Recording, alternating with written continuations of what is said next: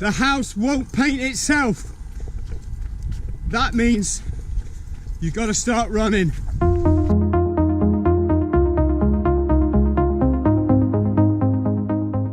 I decided 2 months ago I'd do a 100-mile run. Why not tag a 10-mile swim and a 450-mile bike ride to it and make it a quadruple Ironman, right? So I've had 2 months to train, and I'm not excessively fit, and I'm not superhuman.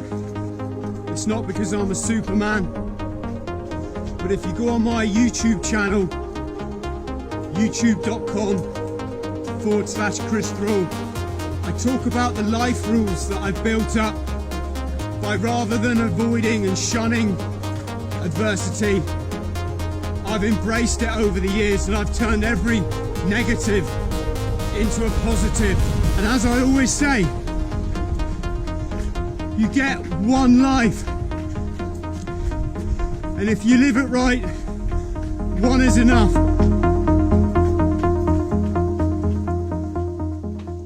Right, today on the Banks and Black channel, and listen up, happy to be joined by Chris Thrall. I mean, I could have said to you some of the stuff Chris has done, but I mean, it'd be quicker to mention some of the things he hasn't done, because he has done pretty much everything you could dream to do as a human being. He's been in the Marines, he's travelled the world, he's been an extreme endurance athlete. There's not a lot you haven't done, Chris.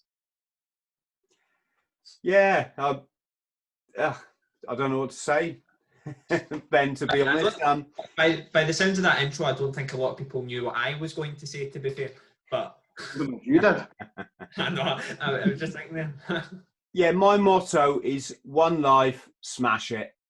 I hope that kind of is probably a bit cheesy, but as I'm sure you know, I spent kind of about 3 years in chronic drug addiction, like the sort of, you know, the sort of addiction that really takes over your life, that affects your relationships, that affects, I mean, it chronically affected my mental health to the point where I almost had to be hospitalized.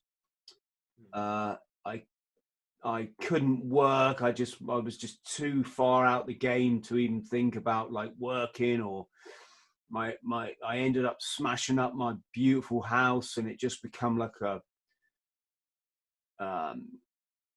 hovel, right? And I was very lonely. I mean, I wasn't crying for people or anything, but I mean, I was alone for best part of 2 years at least. And when I had my sort of enlightenment, and there's enough videos of me talking about that if people want to find out more, or you can read my books. Sorry to plug my books, but I guess that's exactly what you're here for. That's what us authors do. So this is my first memoir, Eating Smoke, one man's descent into crystal meth psychosis in Hong Kong's triad heartland, which is exactly what it says on the tin. When I lost my mental health through crystal meth, I was working as a nightclub doorman for the 14K triads, who are the world's biggest triad brotherhood. I was working as a doorman on one of their clubs in Wan Chai in Hong Kong. This book is a little bit about what I just mentioned. This was back in the UK, where I spent, I think, 18 months, or maybe it was 2 years. I call it 40 nights because I was in the wilderness, right? It was my time to find who I was. And without sort of playing the violin, when you've had a very violent childhood and you've suffered a lot of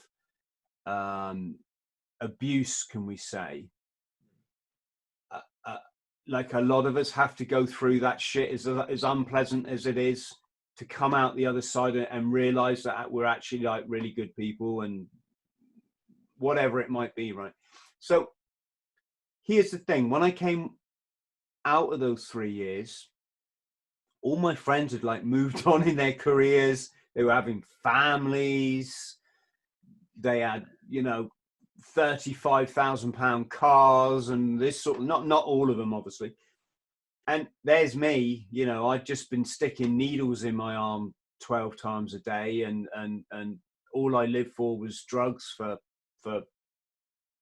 3 years, and I had nothing. The clothes that I stood up in, they were either three years old or even older, or they were stuff that I'd stolen. You know, I stole some of my. I think I stolen my trainers off a problematic heroin user. And yeah, fast forward, I just figured, right, what can I do in my life? I'd done a lot of traveling in the military. So when I was in the Royal Marines, I've been fortunate to see probably more countries at 24, 25 than most people will ever see in their lives. And that was by a long way. So I'd already seen about 25 countries. I love traveling. And I thought, well, why don't I sort of continue that journey? Because when I get old, wouldn't it be better to have lots of these life experiences that I can be really proud of than to have a £35,000 car that is a rusting lump of metal so long ago that I've forgotten that blooming car now, right? And that's what I did. I worked in Mozambique with street children. So I gave up my time for free to go and work in post-war Mozambique. So it was all shot up and bombed. Did you not walk over like hot coals or something as well to raise money for that? I read you rocked Yeah, up. I did. So to raise money to go over to Mozambique, I actually trained in Norway first for 6 months at a really special school over there. I say school, like a college, you know, a campus.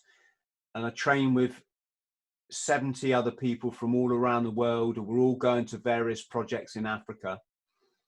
I did my computer's to raise some of the school funds I needed to pay for my school in Norway. And yes, so I did a firewalk. It was something that I learned through a guy called Tony Robbins, who many people will know that name. He's a big American personal development guru. And his course I did when I left the Marines. Sorry, this is all starting to get a bit complicated. But anyway, so yeah, I wanted to give something back. And so I went to work with the street kids in Mozambique, and it was just a further enlightening experience.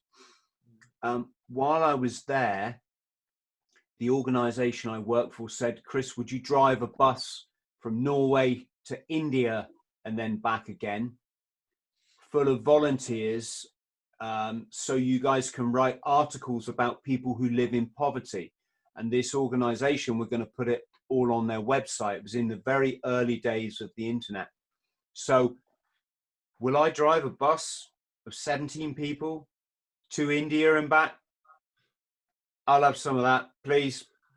The reason they asked me, incidentally, is there's a weird, quirky law in Norway that if you've got a British driving license, you can drive a passenger vehicle up to 12 tons, I think it is. Yeah. So long as there's only something really silly, like 6 rows of seats. It's just weird.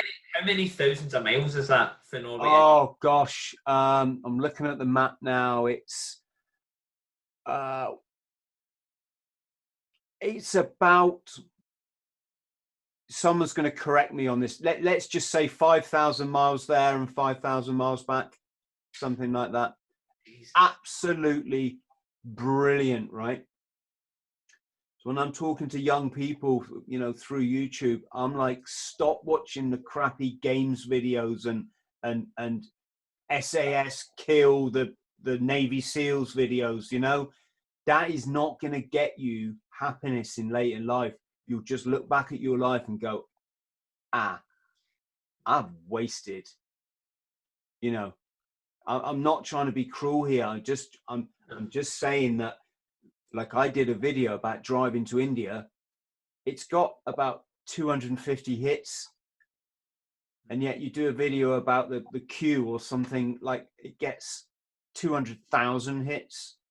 That's just YouTube culture, though, isn't it? Like, I always feel like there's a lot of good creators out there that are putting out some really insightful stuff, and then you've got people like Jake Paul, for example, is probably one of the bigger ones, who's putting out, I went to the shop and bought £1,000 worth of this, and it gets millions. Now, obviously, they're a personality, and they'll get millions just as a consequence of that, but there's a lot of good creators and videos like that sort of get bunged down the rating because it's not sensational. Yeah, that is Jake Paul the older one or the younger one? The older one. No, Jake Paul. No, see, is it? Aye, I think. No, I think it's a younger one because Logan Paul not the one? Logan Paul, innit, and Jake Paul, yeah. Yeah. The two of them. Aye. Yeah, he's been through a bit of a sort of awakening, isn't he, since that suicide thing? Oh, I don't know. I mean, all these people seem to throw up these Illuminati symbols, and it does make you, you know, it does make you wonder how they get this success. I've seen some like, I've never spoken about this before, but I've seen, I used to really like Rice Gum. And then I saw some stuff in some of his videos, and I'm like, why are they always pushing this Masonic thing on, you know? It's not like people don't know what it is now. Everyone knows when you're doing all this stuff. Anyway, we're getting slightly off topic, but my point is, his videos used to be like, I don't know, go to Japan rather than respect the culture and learn and keep your mouth shut and, you know, take some polite photos. And no, his culture was go there and throw yourself in one of their, you know, the words escape me, but like their religious carp ponds, you know, full of the carp fish. Put a dot, and it really is. I'm not trying to sound like old man is angry about young people here. It's just that, what an awful example. What, you know, that is, it's almost, you talk good against evil. It's almost evil putting that message to young people that is acceptable behavior because you've got a load of money and you've got the protection of the American embassy abroad, that you can go and just disrespect people's culture to make a crappy video to make even more hundreds of thousands on YouTube. But I guess we're all on a journey. We're all learning in our own way, aren't we? Yeah, platforms are so important, especially for these type of guys that I know. Like, obviously, me and you, James, are more writing, and Chris, you've got your stuff on YouTube. But there's a real, especially now with how political the last few months have been with different things around the world, there's a real need for creators at that level to sort of be putting out good messages rather than these sort of clip. Because as you say, like, they get 3 or 4 million hits a video, and a lot of their audience is going to probably be under 18. You've then, see, even if it's half, you've got 2 million kids who are going, oh, well, is that the right thing to do? Is that acceptable? I mean, the one thing for me especially is that, I mean, it's maybe I'm a little bit older than yourself, Ben, but I always feel that having a platform like this, there's almost an obligation to use it to use and spread a positive message, and certainly not to disrespect people. Yeah, exactly. It's the trouble is with these platforms is, if you want to get, say, monetized, or you've got to get that 1,000 subscribers, right? And that requires effort. Mm-hmm. It's hard work. When I tried to hit that first 1,000, and I know everyone who's done it will agree with me, you either have some ridiculous luck because you put up some, you know, you managed to get a night out with David Beckham or something, right? Or you work hard, really hard. You have to put content up. I used to do it every day, I think, at the beginning, or if you're not posting every day, you're working on it. all day, every day, right? Learning the skills, the stuff. I think we talked about it earlier, how to do your titles and your thumbnails and all of this stuff, right? And then you put all that effort in, you post a video which is really interesting, and you get 40 views. And then the temptation is, well, hang on, if I sort of corrupt my morals here a bit and I go a bit clickbaity, or I go a bit, you know, let's jump on this bandwagon, because to give you an idea, that I don't want to say any genres, because I don't want to sound like I'm slagging off my mates, because I've got a lot of friends on YouTube, but they've gone down routes on YouTube that I morally can't go down, because they're not setting, you know, they're not setting the right example. I'm not talking about lecturing people how they have to be in life. I mean, you know, the war thing. If you ever hear me talk about war, you're never going to hear me glorify it, because it's not nice, you know. It's the most savage thing that you can imagine. It tears young people up, you know, service people. It ruins their whole lives, some of the things that you have to sort of go through, right? And so there's kind of avenues there that I could have gone down, but it's like I can't be sending young people. If you ever watch any of my Marines videos, I'll tell you what the military is, what function it serves, who the sociopaths you're working for are. But yeah, so we've gone from Mozambique to sociopathic war criminals. Yes, brilliant. This is my kind of podcast. Yeah, at its very best.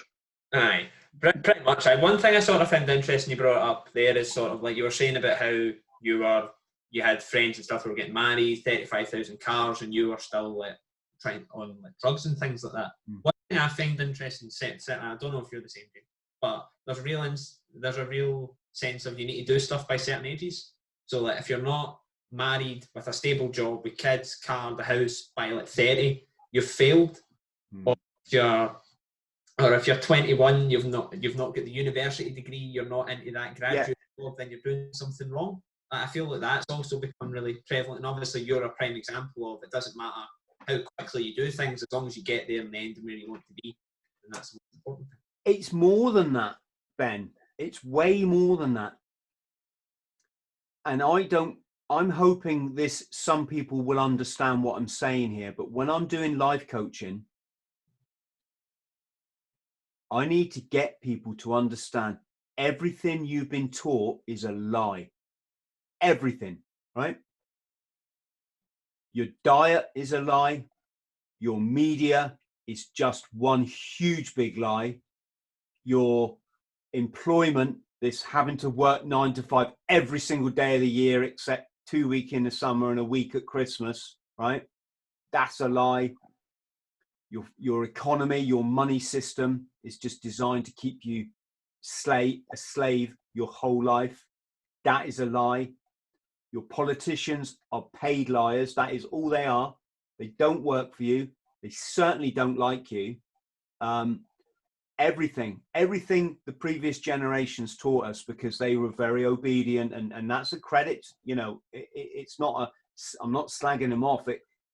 They were too nice. They just believed everything that square box in the corner of their living room told them, right? Now, what I'm getting to is your markers in life should be, how much do you love yourself? Because if you cannot say you love yourself ultimately 100%, right, you're not going to find that happiness that these idiots bullshit you that you're going to find by buying a car or getting a house or getting married. In fact, what will happen is you'll hit those materialistic markers and cultural markers, right? And you'll wonder, why have I got 3 kids, a Mercedes in the driveway, and a £500,000 house, and I'm thoroughly unhappy, right? It's because none of that stuff should be a product of cultivating yourself first, right? So all that stuff's fine. Obviously, having a family is one of the most beautiful things in the world. But if you haven't done the working on yourself, what you're going to do is you'll attract a partner who ain't right for you. And then it's going to be, yeah, but you know, reminding each other of something you did 10 years ago that's never been forgiven because there's no like synergy there, right? And then of course you bring children in that relationship. There's another marker, right? You know, we've had a baby. That's nothing to be proud of. If you two ain't right for each other, that's something to be ashamed of, because that baby's now going to have to go through separation, divorce, domestic violence, anger, you know, listening just to two people who just ain't maybe right. You get the hey, yeah, I've just been promoted to this, and like, yeah, you've been promoted to that. How much of the world have you traveled? How many different cultures have you met? What's your understanding of what, say, like religion is, or charity, or you know, what how have you developed a hobby? You know, what are you passionate about? How much do you want to jump out of bed every single morning because you absolutely love what you do? I'm not saying you can't love a job. That if you love your job, I'm massively envious of you, because when I had jobs, I pretty much hated them all. I certainly hated my cowardly employers. And as my old gran used to say, if you don't sort your head out and get your education right, you will end up working, Chris, with people you don't like. And she was so true, right? Now, look at me now, chatting to you guys. I get to work with people I like, people I can, you know, get a bit of common ground with, people who aren't scared to say this or do this because the boss is going to, you know, give them a disciplinary warning at work and all this kind of stuff, right? And so, yeah, so what are your markers, your real markers in life? Ultimate self-love, ultimate forgiveness. So that's love of your fellow human beings, right? Because all the time you've got an axe to grind with someone. I'm sorry if people have heard me say this before, but it's like you've got your marble pot and you're trying to win the marble championship of the world, but you're putting your marbles in that guy's pot. And then you're wondering why you're not winning. It's because ultimate forgiveness, you can't have your anchors into someone else's life. You won't align spiritually with this, what I call the universal energy. Some people call it God, some people call it the creator. Mother Nature is probably the nicest way to put it, right? So it's love yourself, ultimate love of other people and forgiveness. Alkaline diet, the most important thing in my life before everything else, what I put in my stomach, everything that comes to you health wise is as a result of how you fuel yourself, right? In fact, fuel is the wrong word. How you nutritionalize yourself, right? That's my word, by the way. It's a good word. I've made worse. We are so lied to in society that it's a treat to go to McDonald's, or that it's fine if you're in a rush just to grab a KFC. I'm not saying that stuff isn't, you know, we go for KFC occasionally. It's just because we eat, you know, we eat mainly vegetables. Occasionally, it's not really a treat, but it kind of is. Sorry, it's all getting a bit confusing, but what I mean is, like, if you don't understand your body's pH level, it's 7.25, and you think you can chuck any stuff down your neck and it's not going to affect you, you're sadly wrong. And when you get your body into this beautiful place that you're feeding it right and you're thinking right, and you have this love for yourself and for humanity and for whatever this thing called the universe is that I don't pretend I know, but I know it don't bear me any harm, right? You lift yourself from this it's almost like a depressed way of living. Like you get up depressed every day and you always think next week will be better, or when I go on holiday with the lads, it will be better, or oh, I'm going skiing next year, it will be better, or I'll go pub on Friday, it will be. You stop that and you go up here, and every day becomes just magical and brilliant, and you're full of energy and your happiness, and the universe gives you all this stuff, you know. It gives you all this stuff, and yeah, these are the markers. So yeah, so when I set off on that journey to Mozambique, little did I know I was doing, when all my friends were like, no, you got to get a job, you got to get the car, you got to get the house, you know, go and work for the UN or the Save the Children, you'll get 30 grand a year credit. And I'm like, guys, you don't understand. I don't want that. That spiritually, that isn't going to help me grow. That's just going to keep me in this enslaved little box that society puts us in as a baby, and it tries to keep us, you know, in those bars, so to speak. And so, yeah, little did I know it's all going to come full circle to where we are sat here chatting today. And not only have I been everywhere I wanted to go, not only have I done every single adventure sport I wanted to do, not only have I shown myself and others that if you put yourself into this state I'm talking about, you can go out and run the length of the country without even doing any training, or you can do 4 Ironman triathlons back to back with 8 weeks training, right? But I've also like got my house in order up here, which I guess in a nutshell is finding balance. You know, of course you have days that are up and down, that we're all going to have them. The difference is when I'm on a down day, I still know I'm the luckiest person on this planet. You know, I still know that, whereas some people might think, oh, this is shit. I want to go back to bed. Oh, I got to bloody go to work. Oh, if only I had a bit more. Oh, if the kids would stop. You know, I'm like, you won't ever hear me saying that stuff. If you're down, if you can live and breathe, you're still the luckiest person on the planet. What did we go from there? We've gone to luckiest person on the planet from. I don't know. Started feeling quite empowered halfway through that. Felt like I was just going to go outside and run a marathon or something halfway. Yeah, well, you will. You know, you will if you haven't already. I'd suggest everyone run a marathon. It's not. It's a commitment. You got to train, but there's much harder things in the world. You know, like losing a loved one or blooming coming through addiction. That's a toughie. I can imagine it would be. Obviously, you've mentioned there some of the kind of physical pursuits that you've been involved in, and we'll come to them in a bit more detail in a little bit. I'm just kind of wondering as to, with the mental aspects of what you're speaking about, how much do you think those help prepare you for things like doing 4 triathlons or running the length of Britain? Is it very much more the case of what's up here's the kind of the key to what's then physically able? Massively. Yeah, James, massively.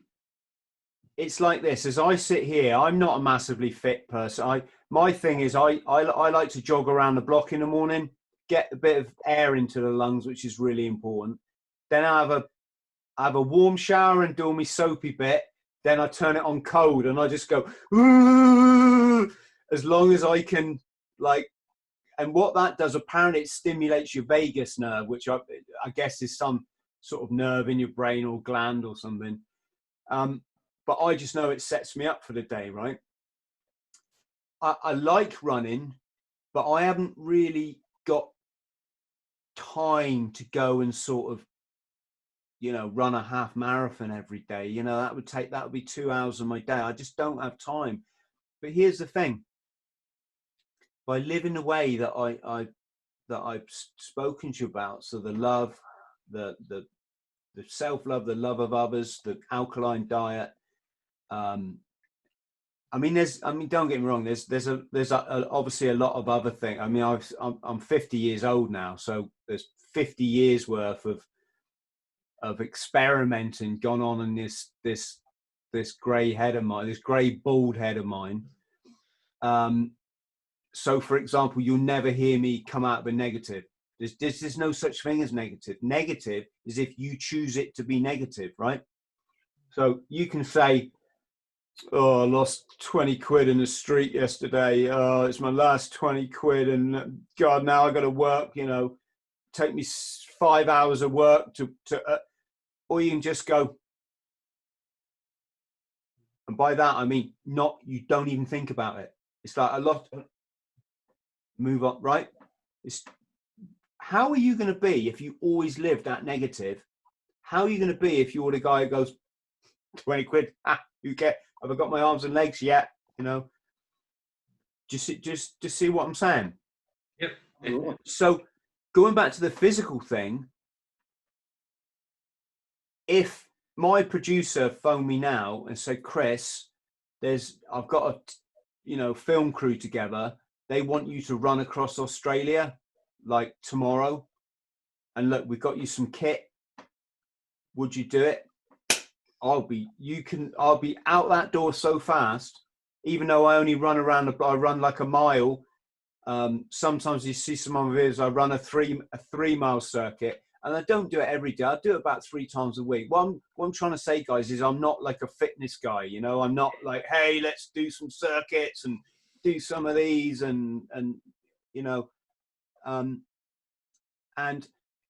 but it's because of where my mind is that's the key in the lock to realizing your body is pretty invincible. It can do some quite crazy things.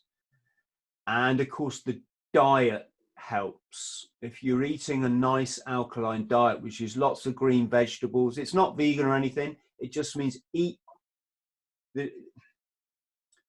without going on to another subject, right? When you look at your traditional British person's plate, in fact, the world over, right?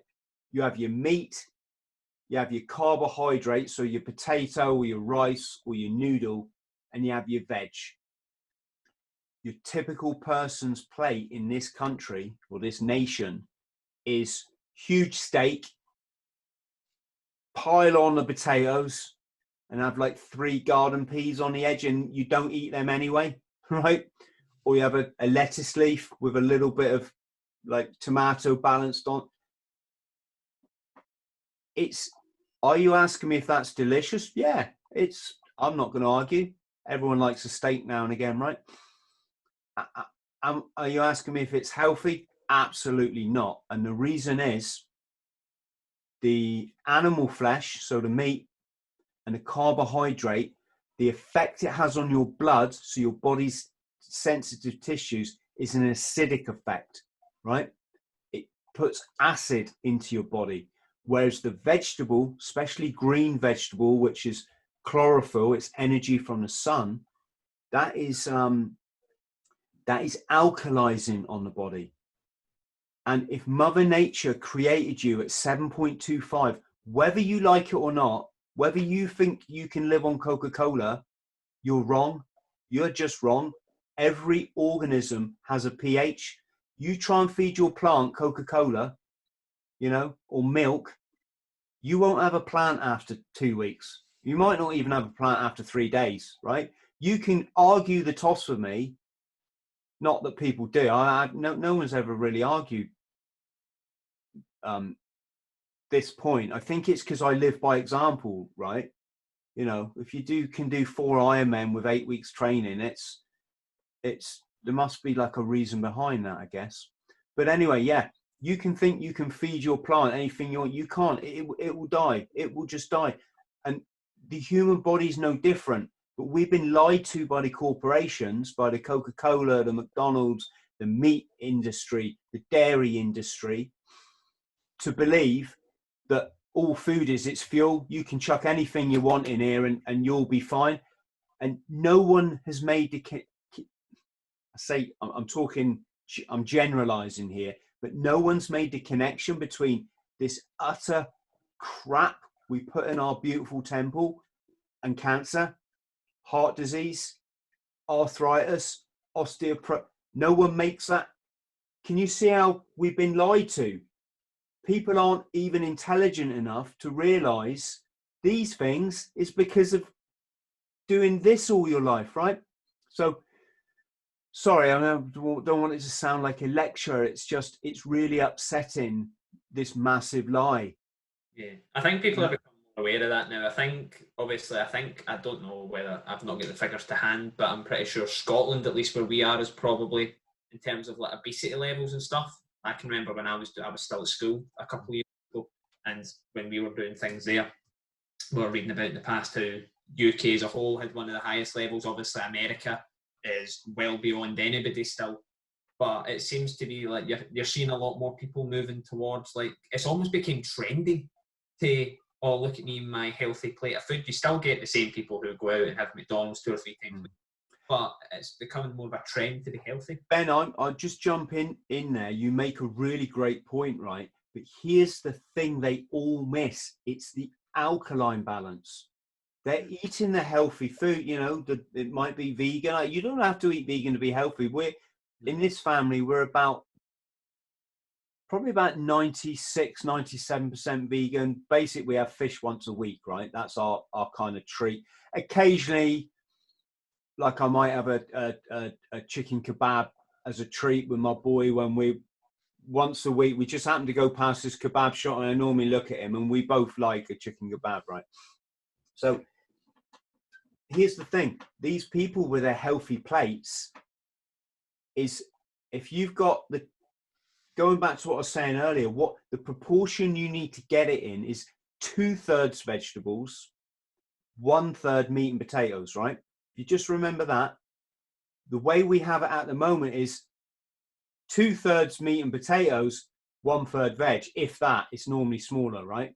It needs to be the other way. So long as you make your plate 2/3 veg and 1/3 combined, your meat and your potatoes, or your rice and your meat, or your noodles and these 2 components, your body will stay alkaline. You will keep that beautiful balance. And don't get me wrong, your body can compensate. Like in the nature, we wouldn't always be able to have this happy balance. Maybe 1 month there's only apples available. Apples have a higher sugar content. Sugar is more acidic on the blood, right? But then the next week in the nature, it might just be you're eating stinging nettles and nuts and digging up roots, right? So you're going back alkaline again. So over the course of a year, you keep this very fragile balance of 7.25. It's the same in our lives. If you want to have the odd chicken kebab, that's fine, so long as like the next day you're loading up on your greens again, right? That keeps you on that nice, because your body can only get rid of these vast amounts of acids that we create when you're at this pH neutral, so 7.25, right? So the mistake you see with a lot of these nutritionalists is they're going, look, it's plant-based, it's healthy grains, it's veg, and then there's like, a huge bit of couscous, or it might be brown natural rice, great, but if it's dominating the plate, then it's upsetting that balance again. Just the last thing I'll say on this is, we do a bit of a cheat in this house, or I certainly do, is every day, I don't eat breakfast, but round about lunchtime, I drink a litre of, we call it, in this house, we call it a greenie, right? So it's just green veg, spinach, broccoli, celery, cucumber is massively alkalizing. If you like garlic, you can put garlic in. If you like ginger's apparently good for the blood, you can put a bit of ginger in. And what we do, we buy these green powder online, and the green powder is highly condensed vegetables. So 1 spoon is like having 7 servings of broccoli, right? And it's that greenness in this drink, and it ends up looking, it looks like blooming the camouflage cream we used to use in the military. It's just really thick, gloopy stuff. And I drink a litre of that a day, and I've done that as much as I can for 17 years now. And every time I've stuck to this way of living, I've never been sick, right? So I am out of virus. I literally have not had flu for 17 years. You can't get, when you're alkaline, you can't get, got to be careful what I say here. My experience is I couldn't get sick. I've got to be careful because you can't, on YouTube, you can't be seen to contradict the health organization. So I'm not contradicting. I'm just saying for my life, I haven't been sick for 17 years. And yeah, the green powder in a blender with a load of green veg, chuck in some water, whiz it up. If it tastes rank, you need to put in some avocado or banana. Not too much banana because obviously banana's got a high sugar content.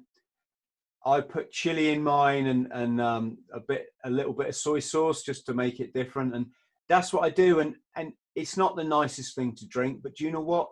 I never have to be sick. And every year I watch everyone getting sick, and they're all pointing at Dave in the office. They all got it off Dave. It's like, no, you didn't. It's your body is so stuffed with acid. Eventually you break down and you have to go to bed while your body just slowly tries to, you know, sort this problem out. Yeah, there we go.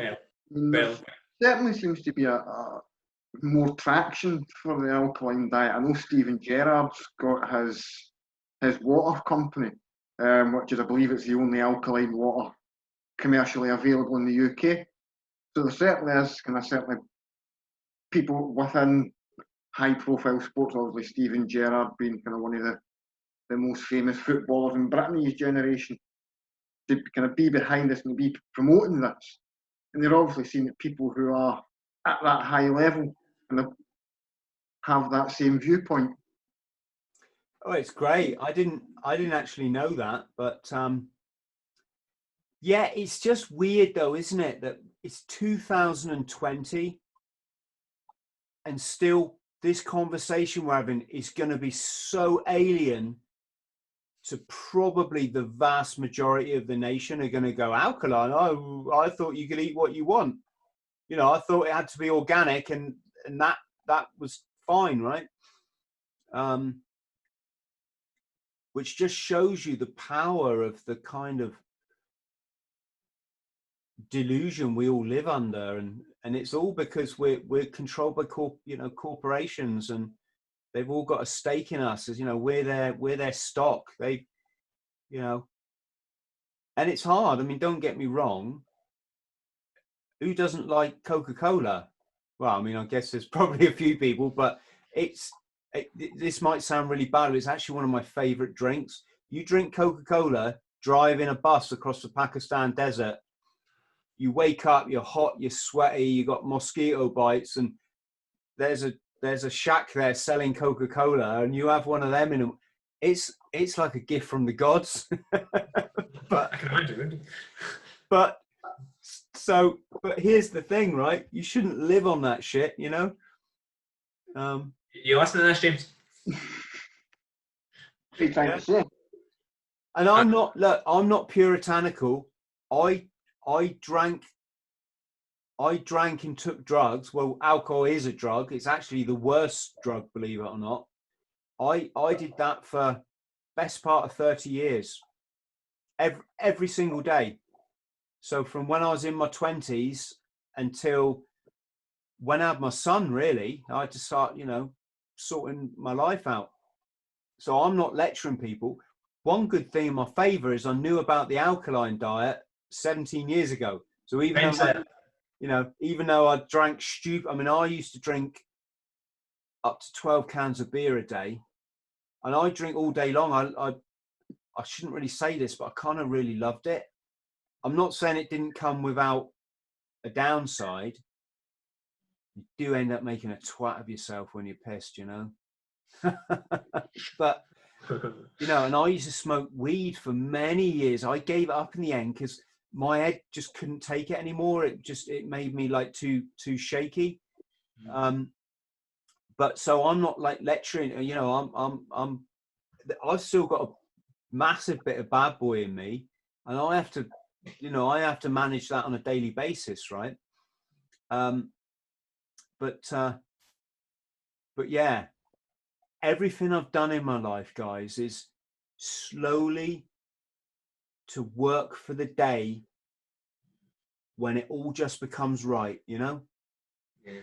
Where I'm eating the right stuff, where I'm exercising because I want to, where I've got the good relationships with the people that I love, that I'm happy to sit in my, you know, in my office or my workplace, and it's fulfilling and it's doing what I want to do, which I think for people with my nature is like creating. I've got to be creating, you know, something. I don't know if that goes back to when we were hunter-gatherers and we had to create fires and create cave paintings or whatever it was. But all my life, I've never had like a blanket rule. So you'll get people that go, well, I smoke weed, but I'm always going to smoke it. You know, it's like they've already made that decision that something they're doing in their 20s, they're going to do it for the rest of their life. Whereas I'd be like, well, I'm smoking a joint, but it won't be forever. You know, that's just the subtle differences. I don't know what creates a personality like mine. Because as we were saying earlier, I really have achieved everything that I ever wanted to do. And I don't know why some people are like, they love the challenge and they will take on anything. And others are like, no, I got to go to work and I got the kids and, you know, all these, what could be deemed excuses, right? What do you think? For me, I think a lot of it comes down to, first of all, I think a lot of it's the experiences that you have kind of growing up and what have you, know. And I think kind of seeing what happens round about you. So, like for example, I know that, you know, where I am, there's a lot of alcoholics, drug addiction. So you kind of get that little bit of, well, maybe I'll steer away from that and go in this different direction.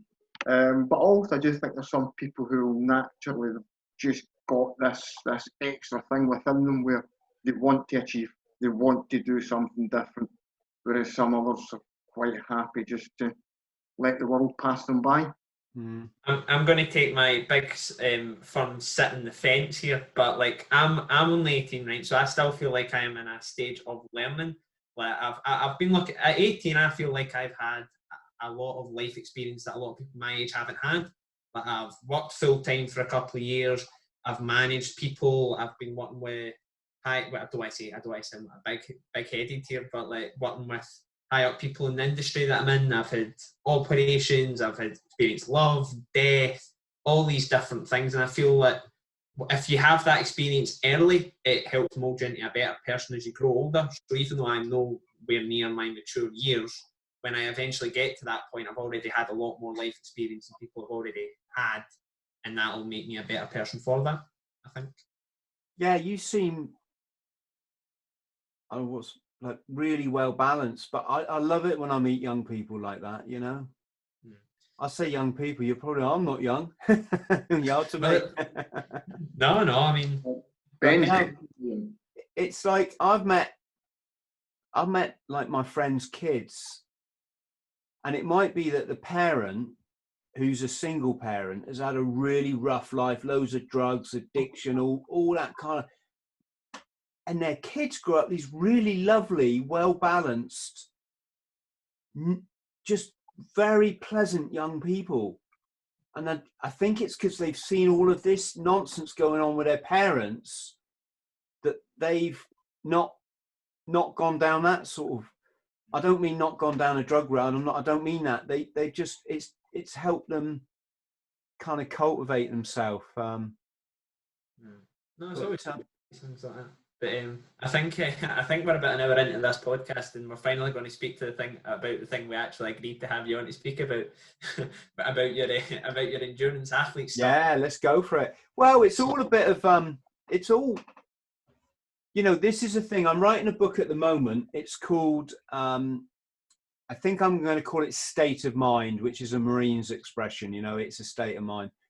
And it's about how I ran the length of the country. As I said, ultra marathon a day, carrying, I started off with 15 kilograms of camping equipment.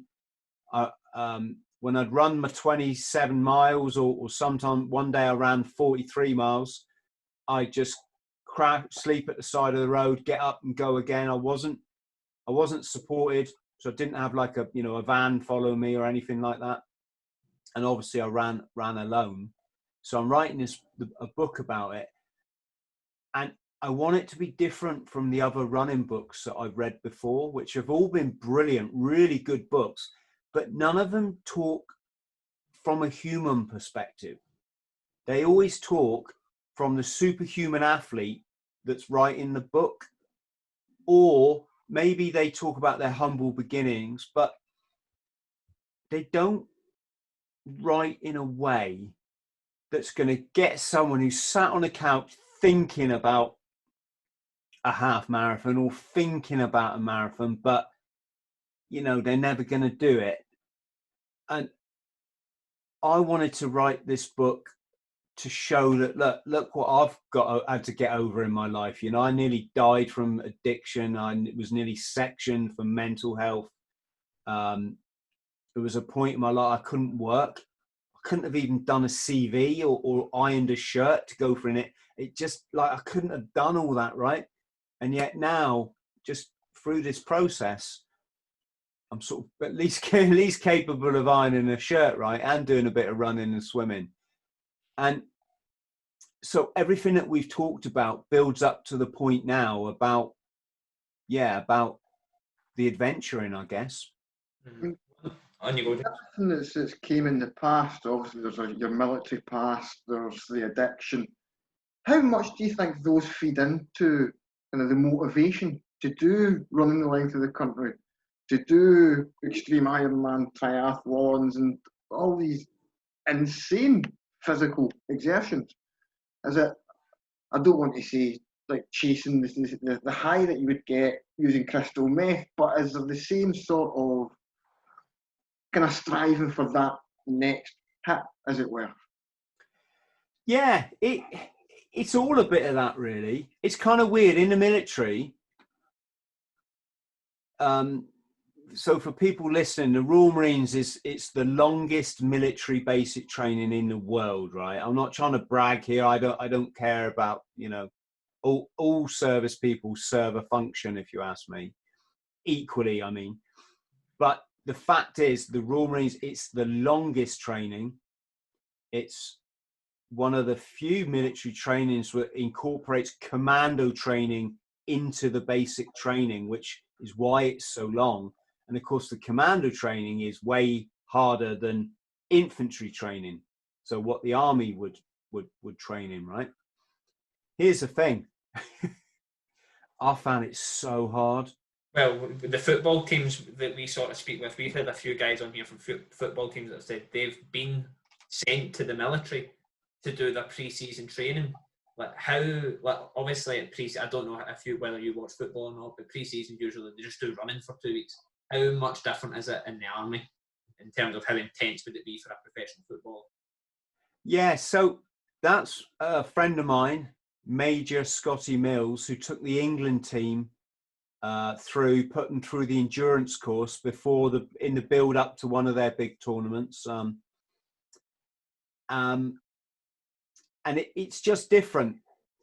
I mean, these footballers are born with, or at least say from a very young age, they obviously have a natural talent, right? They've got balance, they've got judgment, they can, keep the ball up from a very young age, and they're passionate, they're dedicated, which is a big thing that you need to succeed at anything, right? And they're willing to put the time in. And not only that, but I'm guessing they have the support around them. So not just from the school, but from the parents that are helping them to succeed, right? So by the time, I mean, they are going to be match fit from the perspective that they just want to play bloody football all the time, right? That's just going to keep them as fit as, say, a Marine. They might not have the mental stamina of a Marine because it's a different job, obviously. So when you see these footballers in their training grounds, it's like, do you think like Ronaldo needs to like learn better skill? No, of course he just needs to keep it up, doesn't he? You know, he needs to keep the ball moving, keep on the ball, you know, this kind of thing, just to keep that sort of edge. Where footballers massively fall down is their is awful. It's absolutely diabolic. When you hear them go into these tournaments and they're supposed to be, let's just say the England team, they're supposed to be representing their country, and they go in going, well, if we have a bit of luck and if the ball comes our way, we might get a result. Oh my God. You couldn't have a worse mental attitude. You couldn't. It's as if they don't want to win. You need to go in there and go, right, we're going to smash it. There's nobody better than us. I think that's completely gone, but because I think like in Britain, we've got a really self-depreciating like sense of humour and things like that we just go, oh, well, we can't really do it. We can't do this, we can't do that. And when somebody does come out like yourself and says, oh, you know what, I'm going to run from John O'Groats to Land's End, folk go, oh, no, you're not. That's impossible.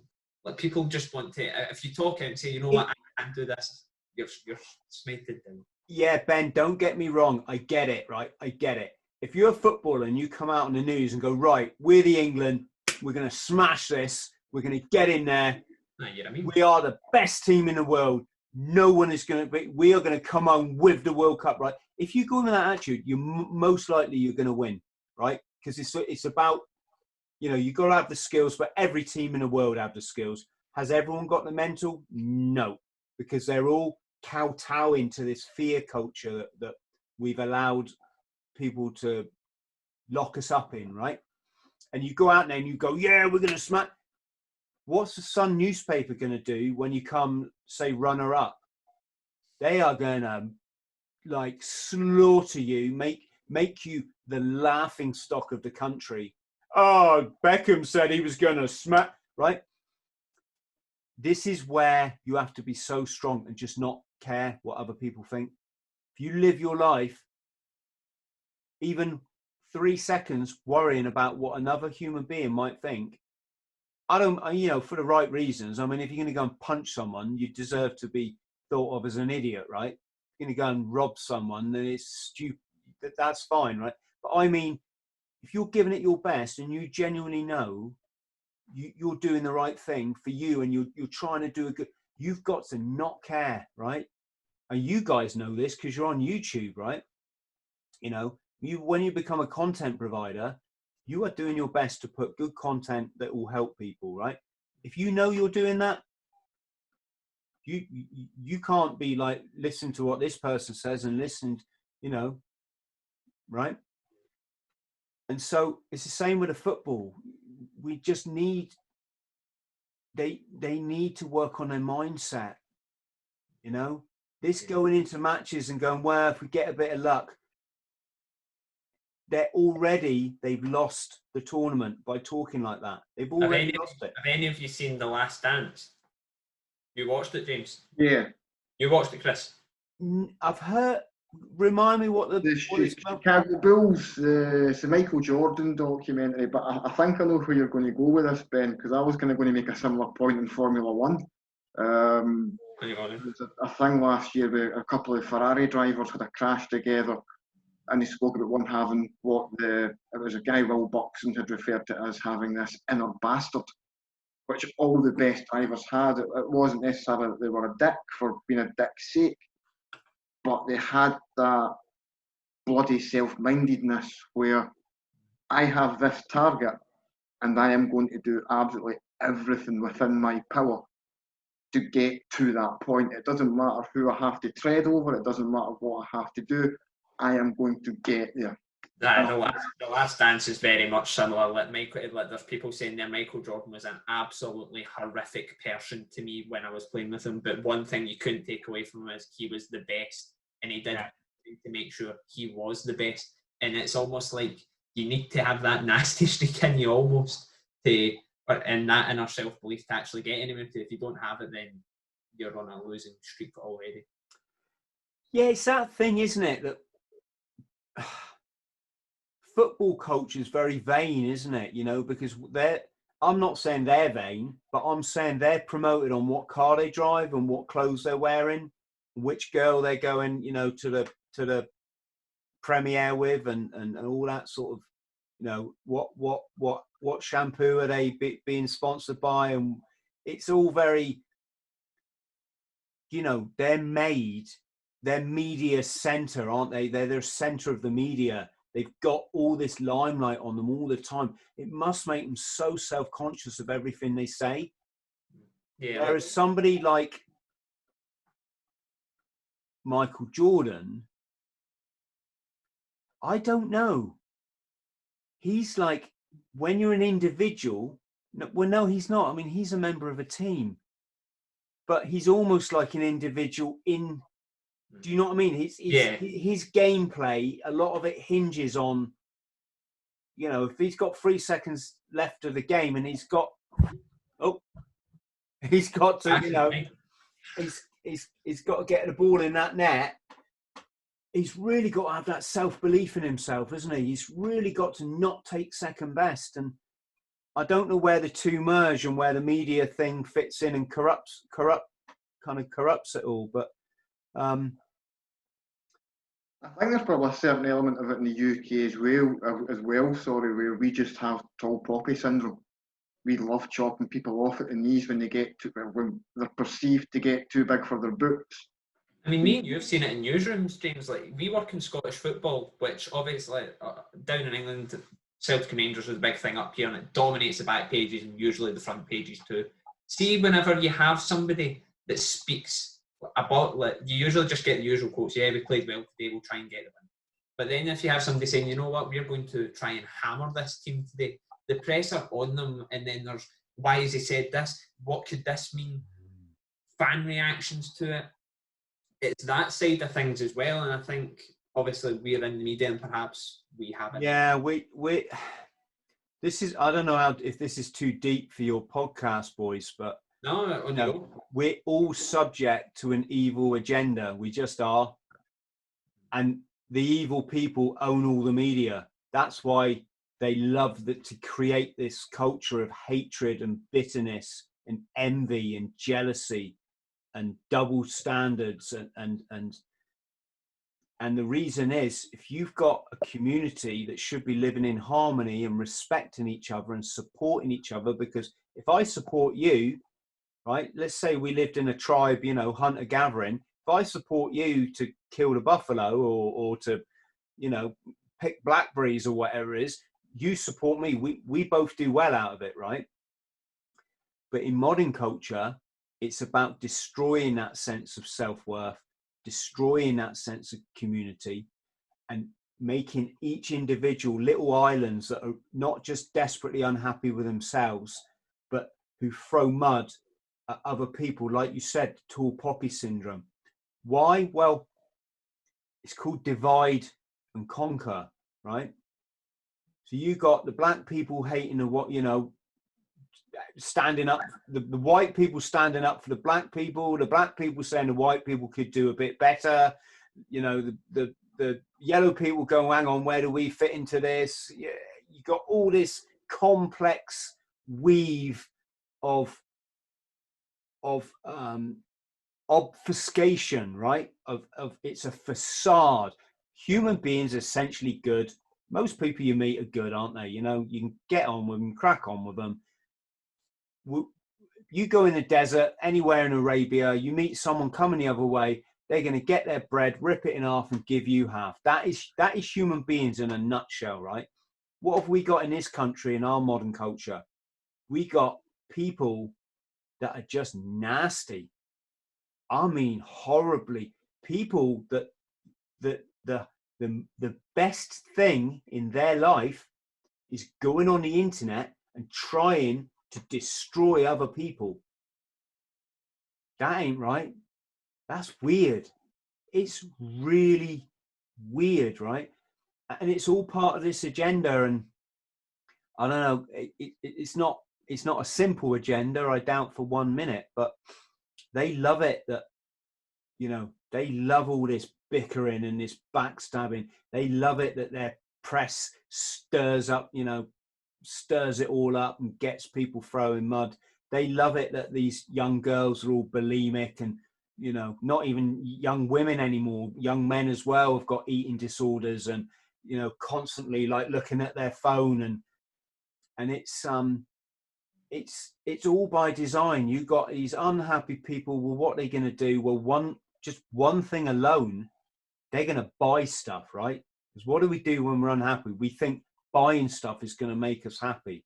We think accumulating material things will make us a better, you know, better person. And of course, going back to what we're saying about the basic truths in life: love yourself, love all people, love the universe, eat what's right for your physiology, positive thinking, and never let anyone tell you what you can and can't achieve. You know, that's that. I've just summed up life there in what, 5 things. That's it.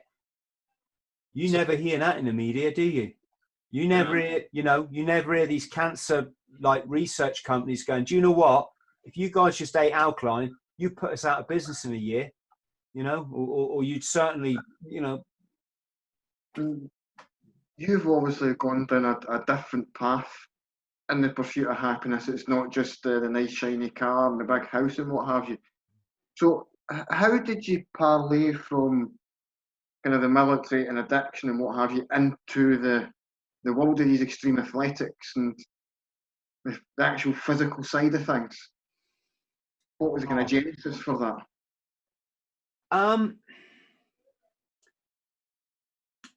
Okay, I try and make this simple, right? When I was young, about 15, my mates, we used to go, like, you know how it is, you go around each other's house. If your parents are out, you have like 4 tinnies or something, right? And one night we're all pissed, and my mate goes, should we go running? Yeah. So even though we did a bit of athletics in school, you had to, right? And I did a lot of BMXing growing up. It was all of our passion, and we were all, you know, fairly good at it, right? But I wasn't really like a running type guy. So we went out running drunk. We ran around the block, and it was like, yeah, that was good, right? So that told me something. That told me, if you go running because you want to, not because like a school teacher's telling you you've got to, it's actually a bit special. It just makes you feel special, right? Then when I decided to join the Marines, or my friend bet me I couldn't join the Marines, I thought, yes, I can. What happened was I was homeless at the time, living in my car. So my family had thrown me out for, this is like the second time. I'm 17. I'm living in my car, and my mate, whose dad was a big tough Marine, you know, he's a hero in the Marines, and my mate was a big strong guy. He got all the colours in school for doing the rugby and the football and the athletics and all of that, right? When he bet me I couldn't do it, it was like he was talking down to me, and I couldn't have that. I couldn't have people talking down to me, telling me what I'm capable of or not. So I said, I'll join. That was it. I joined the Marines for a bet, right? I said, I'll join. And that night, I went out and I did a mile run around my local area, and it killed me. It killed me. My lungs were heaving. My legs were dead. The sweat was pouring. I got about a quarter of a mile in, and all I wanted to do was stop and just turn around and walk home. That's all I wanted to do. The little voice in my head went, if you do that, you're a failure. If you do that, you're not going down the recruiting office. Don't don't you dare go and waste the Marines' time. If you can't run a mile, don't waste their time. So I pushed through that quarter of a mile. I got up to the half mile, and by this time I wished I was dead. And there was a big rock. It's out in the Dartmoor National Park. It's called the Rock, right? And I got to that, and that was the half mile mark. I ran around it, and I'm like, I'm on the homeward straight. I'm on the homeward straight, and I haven't stopped. I haven't. And here's the thing.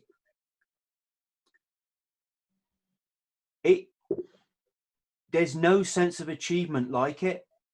You know, that running, there's no, I don't just mean running, you know, climbing a mountain, swimming, but that doing something active. And when I trained for the Marines, I didn't do a lot of training, but I'd run like 4 miles around my local reservoir. And it really felt good. It felt like good to be me. I liked myself doing it. I felt good about myself. And that has stuck with me all my life. And when I got to about 2005, so I think I was 35, I kept the running just ticking over, but that's all it was. It was ticking over. I never, you know, I did a few half marathons over the years. So maybe, I don't know, 7 or 8 or 9. Always found it got harder and harder and harder. And then one year, I just thought, London Marathon. Wow, that'd be a good thing to do. And I'm still in that brainwash thing where I used to watch the news back then, right? I used to think news was true. And on the news every year, they'd have the London Marathon. And if you believed the BBC, you'd think running a marathon was like the hardest thing in the whole world. Right? It's not. Believe me, it's not.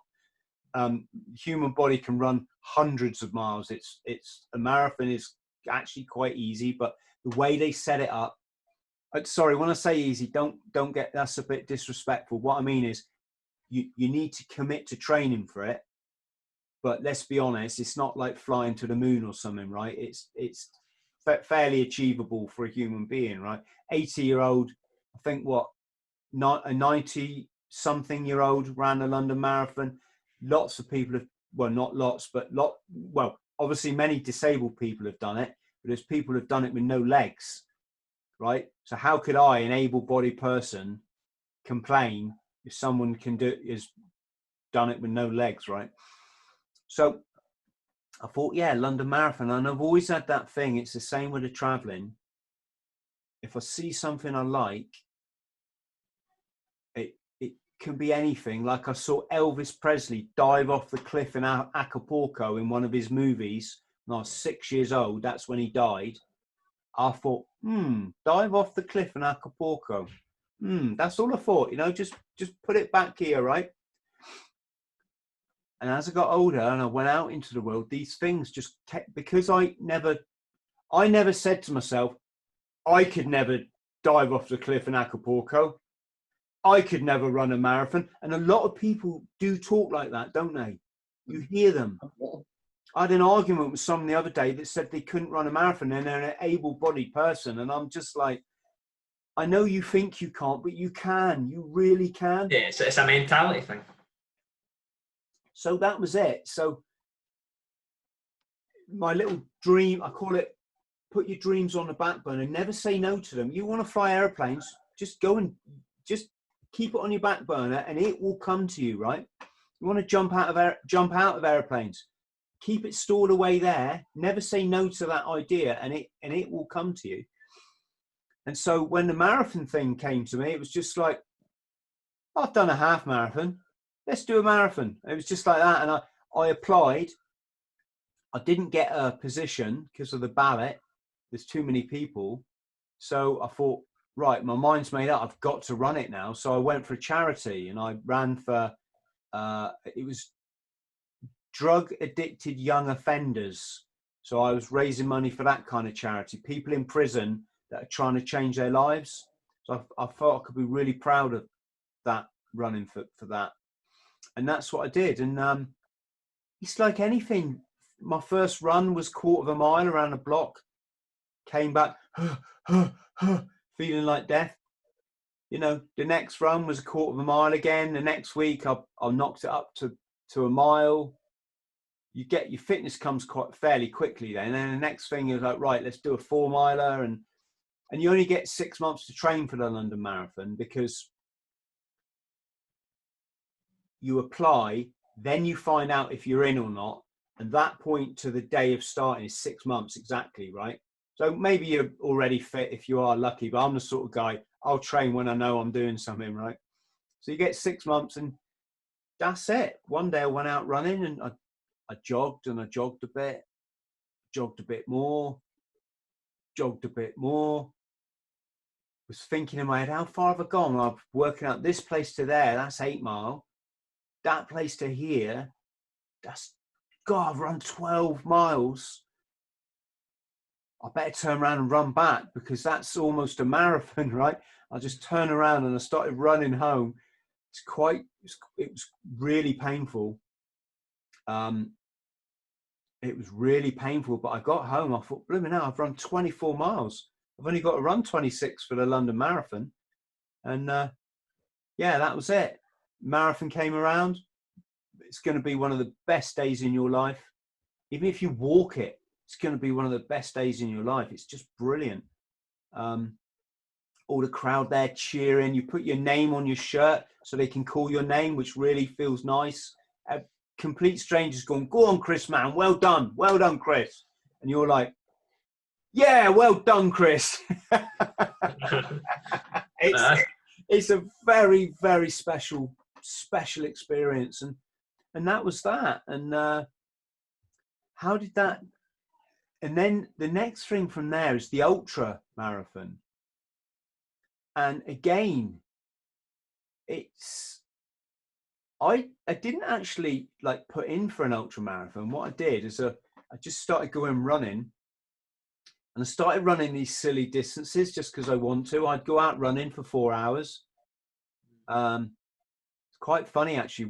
When my son was born,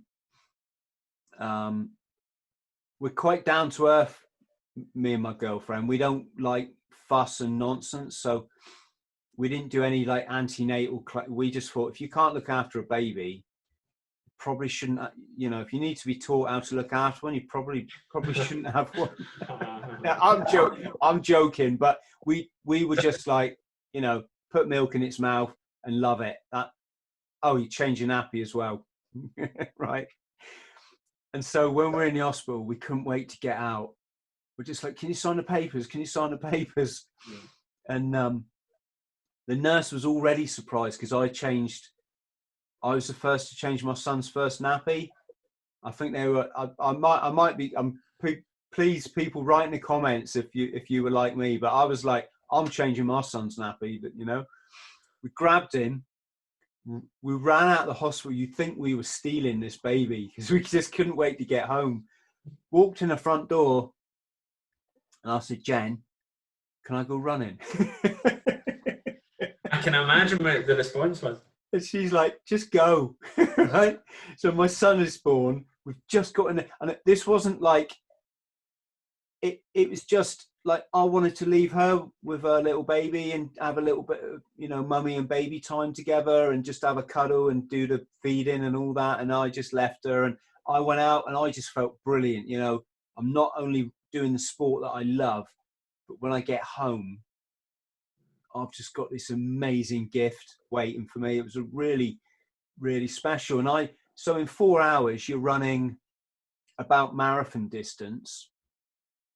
And then I came across a race that was a 24-hour race. And you ran around a country park, so a stately home in the Cotswolds. And I thought, right, well, if it's 5 mile laps or something, 6 mile, well, obviously I can run 6 miles, then I can run another, then I can run another. I can at least run a marathon. Why don't I just put in for it and see what I do, right? So I rocked up there, put my tent up.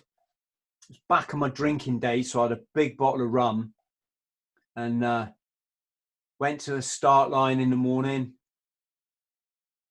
drank a load of rum because it's a celebration, isn't it? Sport you should celebrate sport. So I've got this bottle of rum and I'm drinking the rum, and then I gave the bottle to my brother to go and put in our tent. My brother's there looking after me, right?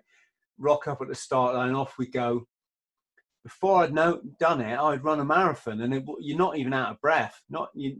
You run really slow when you ultra run, right? And you kind of speed march up the hills, and that way you just keep going and going and going.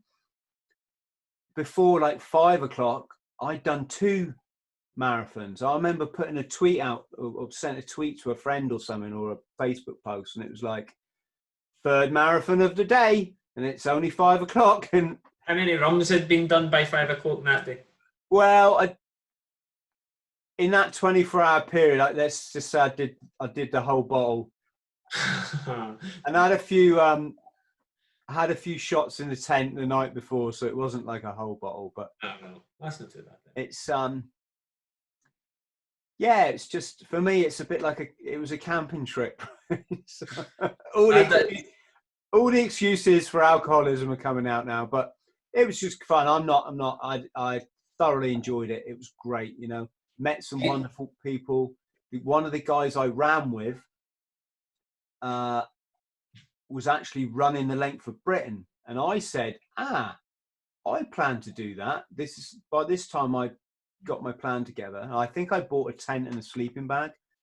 And yeah, come the next morning, I went to sleep in my tent about 3:30 in the morning, maybe about 2:30. Got up again at 7:30, so I had 5 hours kit. The race started at 9, so I had another 2 hours to run. So I just ran another lap, and I checked my my tracker, and I'd done 76 miles. Some of the other guys had done 100 by this stage. One guy had done 100 and I think it was 132. But for me, it was that. I know we've been talking about mentality and stuff, right? But to me, running 132 miles seems bonkers. Well, you got to remember, I ran 108 non-stop, right? Other than stopping to fill up my water bladder, non-stop, 108. After swimming 9 mile and cycling 450, I then ran 108 miles. So I'm not saying this to, like, you know, be a big head, or maybe I would be in a big head if I had cycled 450 miles, ran all the miles, etc. Yeah. Maybe I'm a bit of a big head, but what I mean is it's amazing, isn't it, what the human body can do? When you put your mind to it, like, I know what would happen if I went downstairs and after recording this and like, right, I'm going to go and cycle 450 miles, swim 9, and run another 108. I would just get looked at blankly, like, okay, Ben. You would do it though, right? You know, as long as you can swim, it might take you a while, but you will. I mean, my plan, I wanted to do it in 7 days, right? There are some people, they do 10 Ironmen, right, in 10 days. So 1 a day. My friend at the moment's doing 5 in 5 days. He's on his 3rd day now, right? How many miles is that all in? So an Ironman you start off with a 2.5 mile swim, roughly 2.4 mile swim. Then you cycle 112 miles, I think it is, and then you run a marathon. So I did 4 times that. And it, you know, the run got hard. Towards the end, I sort of was in bits, but you know, I still could have done the run all again. If I had to do turn around, do 108 mile again, I would have done it. But because your body just goes, it just could go on and on and on, you know. As you kind of go more and more into these, did there ever become anything that was like the holy grail, as it were, the one thing that you had to do?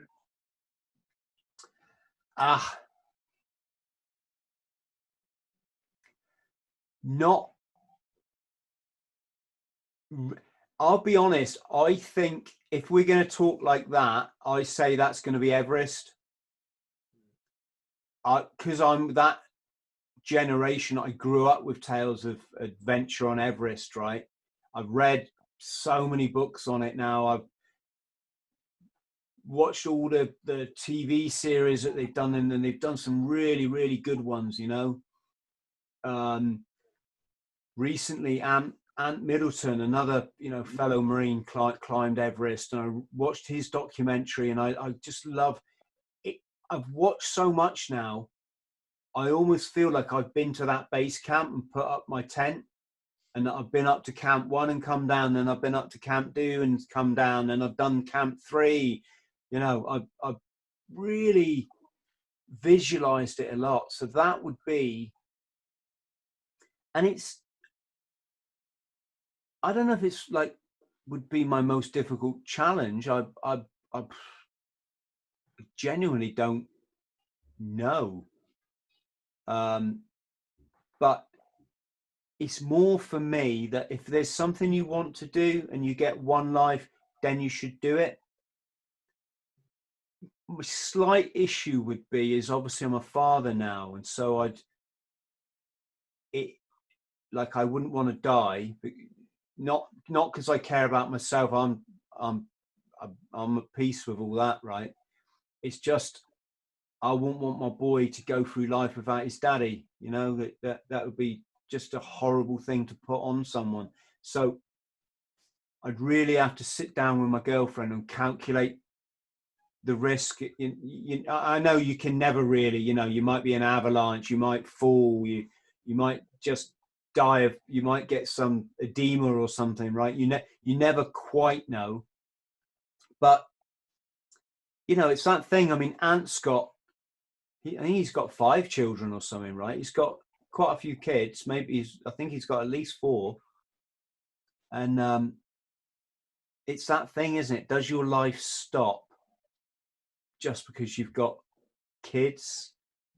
And I don't know if but you as well, like, obviously you're saying you're 50 now, surely, like, obviously, like, my knees give way and I'm 18 when I run on hard ground. So, like, how does your body keep up with that as well? Because surely that would be a massive strain on it.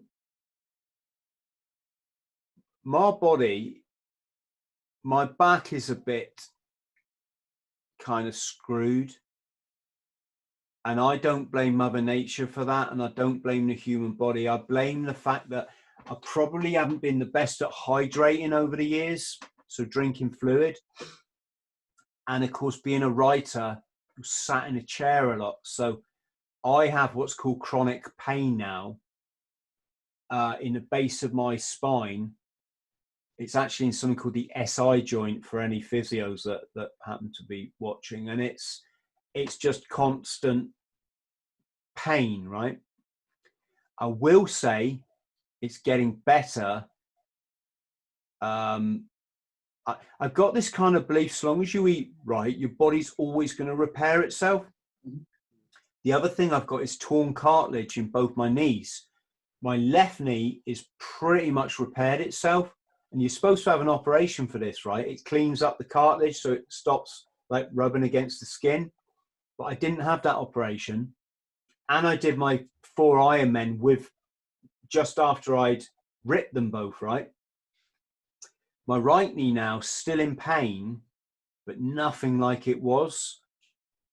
And I'm just trying to kind of prove to myself that as long as I keep up the alkaline diet and a gentle exercise, and I think, right, that the body is quite, you know, it's quite amazing. And as far as being 50,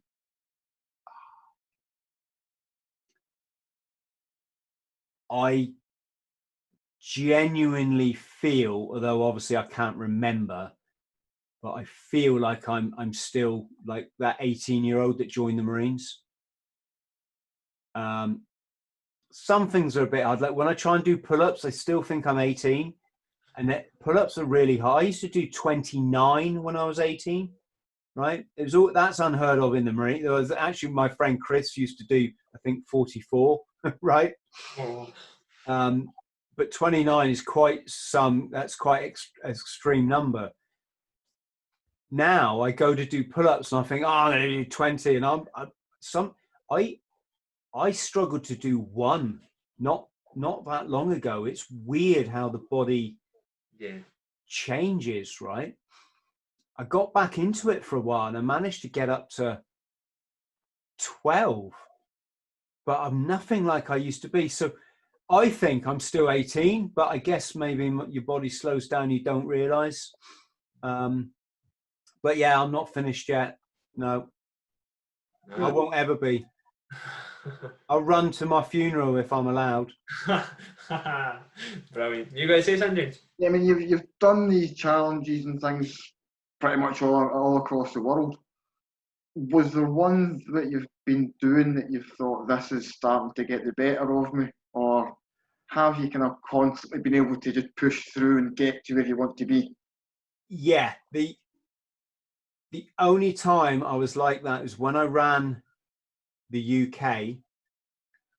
It was a little over ambitious carrying a 15-kilo backpack, right? That's like carrying a bag you take when you go on holiday. You know, it's quite. I don't like dragging them through the airport, never mind through the length of Britain. Well, it was all right. As far as the running went, it was fine. I was knocking off them, you know, I averaged, as I said, an ultra marathon every day, and I was knocking them off fine. But what happened is I got down to Wigan, so about halfway down the United Kingdom, I developed a stress fracture in my right shin. So that's where you get a crack around the bone. And oh my God, it was so painful.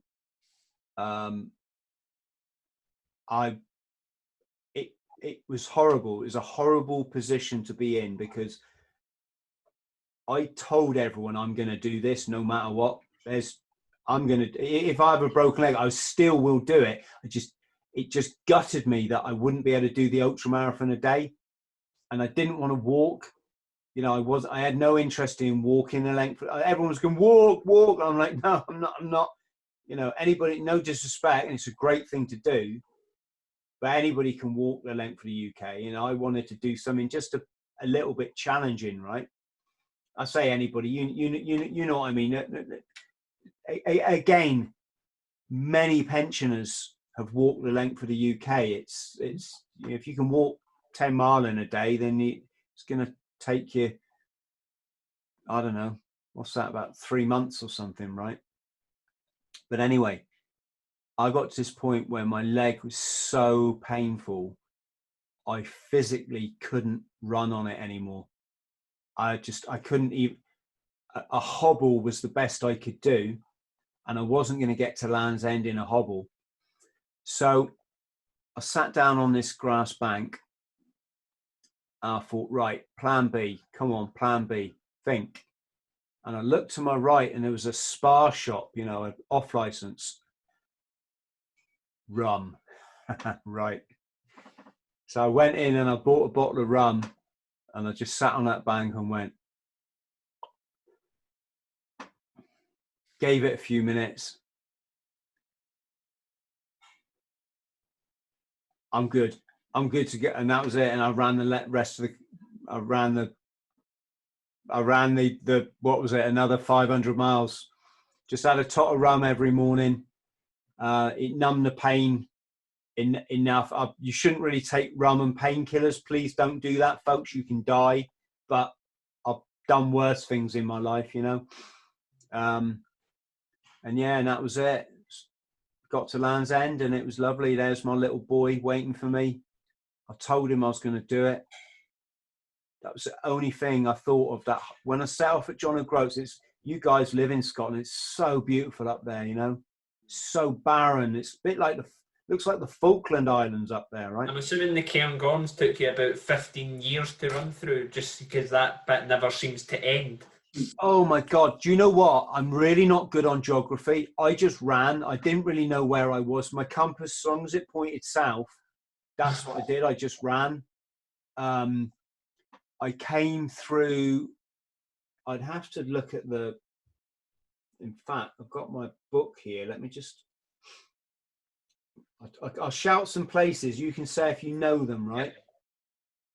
I've made myself a little map to go in my book. This is either going to go very well or we're going to look very silly. No, oh God, no! You boys will know these. This is then. So I ran from John O'Groats to a place called Wick. Yep. Wick is actually where the airport is, and I was able to fly there from Exeter, believe it or not. I think I stopped in somewhere like Manchester or Liverpool.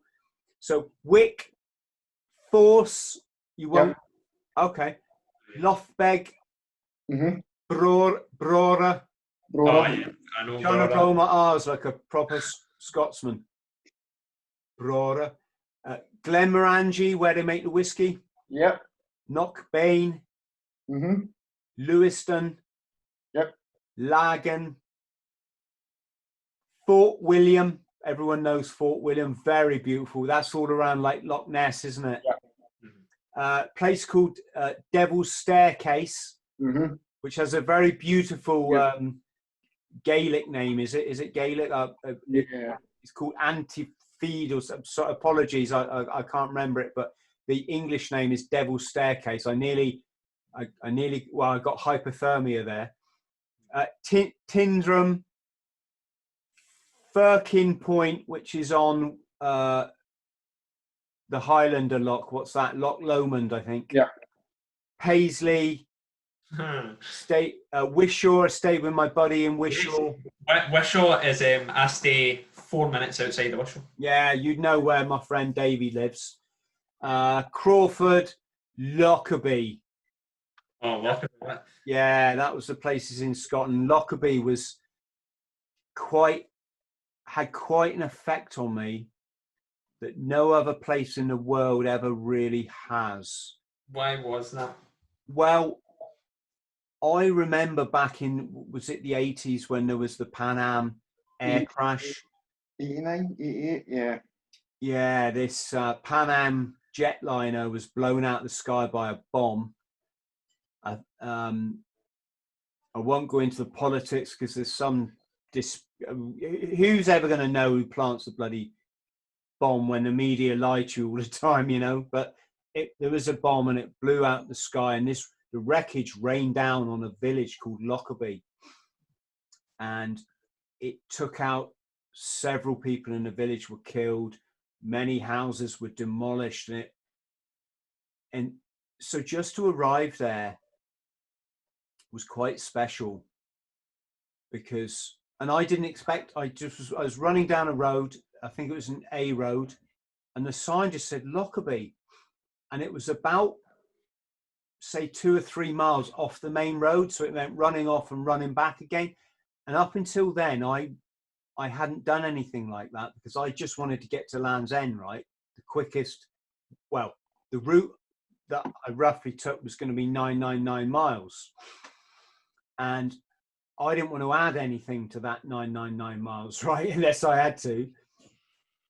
But when I saw the sign for Lockerbie, I just had to go there. It had been such a big part of my, growing up, hearing about the disaster on the news, and I've seen a few documentaries about it. Then there was this big controversy where, was it the Scottish justice system let Al McGrahy, who was the guy that was convicted for the bomb, right? I think he always protested his innocence, but he was the guy that was convicted. He was let out of jail because they said he had 5 years left to live with cancer or something, right? And of course, the Americans, because the jetliner was on its way to America, they were not happy about that, right?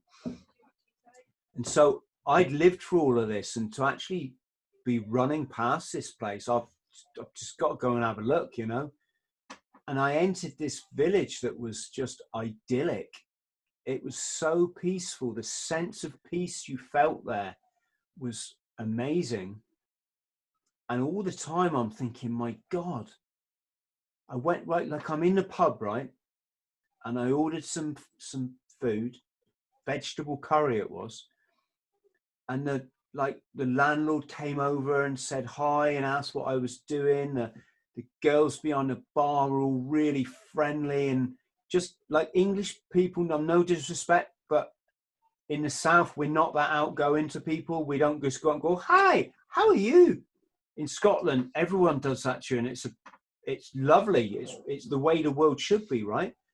So I'm in this, and the landlord said, oh, you want a place to put your tent? Just stick it around the back. That, you know, it was just really kind. And I'm sat there thinking, you poor people, this lovely village, lovely people. And then one night out the blue, a freaking airliner on fire crashes down on them. God, it was really found it quite emotional, you know. And I went to the memorial the next day. There's a memorial, like I don't know what you call it, like a little memorial park, I suppose you'd say. Yeah. And I read the tributes to people, and to see some people had lost like their husband and 3 children. I can't imagine what that must be like for someone, you know. Hopefully they could be a bit spiritual about it and move on with their lives, but could you imagine everything you'd ever lived for just gone like that in a you know, to use the word terrorist or attack? Just horrible. That really had an effect. So a place I never thought I'd see in my life, there it was on my run. I thought, let's just go and have a look, and it's had quite an effect on me, really. I'm not a sentimental person, you know. I don't, you know, you're not going to get me mourning my long lost grandmother on Facebook, put it that way. Right. It's just wee things in life that are meant to be. I think wee things like that. James, you get anything to add? No, I'm good with that. Well, Chris, really enjoyed having you on. Sort of what's next for you? I know you spoke about Everest, you're writing a new book, and you've also got the successful YouTube channel on the go. I'm assuming it's you've never been busier. Yeah, so the YouTube's been wonderful. It's like my old gran said, you know, work with people you like. That's life's too short not to do that, right? And now I'm doing that, and I thank you guys for this. Oh, pleasure, thanks. And so that's good. My producer, Marty, hello, Marty, my Netflix producer. I'm very proud to have a Netflix producer, so I've name dropped that one. We've got some plans to do some sort of more like filming rather than just like podcasts, especially sat in the office doing one. Studio, should I say? To say office, studio. That's what Joe Rogan was saying, isn't it? Studio. So we're going to do that, but I had a funny thing happen. You talk about like, what could I not say no to? One of my followers, I call everyone my friends, but this guy, I didn't know him. I guess he'd heard of some of my charity work, because when I do my events, I'm normally running to raise awareness of the veteran suicide epidemic and kind of ask the government, like, what are you going to do about this? And of course, they're doing nothing about it.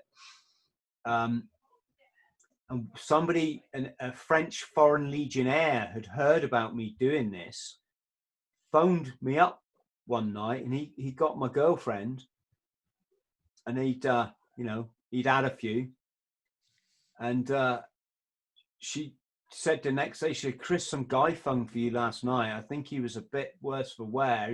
He's going to run the marathon of the sands with you. I'm like, oh, okay, yeah. So here's the thing: the Marathon des Sables, Marathon of the Sands, is the world's toughest foot race. It's across part of the Sahara Desert, or the part that's in Morocco. It's run over 6 days, so you're running up to 2 marathons a day in 50 degrees heat, carrying all your own, camping equipment. And I'd always have my kind of like, it's like I say, on the back burner, right? Always, yeah, if I get the chance, I'd like to do that. Ben Fogle has done it. James Cracknell has done it. Really good documentaries have been made. So I phoned this guy back, and I'm like, so what's the crack? So, right, we march or die, right? That's a French Foreign Legion expression, or their motto, march or die, right? And I'm like, okay. He's like, no, I'm going to pay for you. I'm going to get your ticket. I'm going to pay for your flight. I'm going to pay your expense. I'm like, oh, brilliant. So, right, I suppose you want my CV, you want my, my credential. I'm like, can you run? Yeah, that's all I need to know. And if you crap, I'll leave you behind, right? I don't mean that. I would never do that. What I meant is if he turned out to be like a real jerk, then I'd be like, see you later, mate. Anyway, so there it is. I'm getting someone's going to pay all this money, and it's expensive, including your equipment. You're talking about equipment and expenses and entries, about £7,000.